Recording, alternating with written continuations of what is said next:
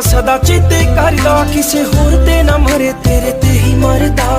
ਬਣ ਮੇਰੀ ਰਾਣੀ ਤੇਰਾ ਰਾਜਾ ਬਣ ਜਾ, ਤੂੰ ਹੀ ਬਣ ਮੇਰਾ ਘਰ ਦਰਵਾਜ਼ਾ ਬਣ ਜਾ।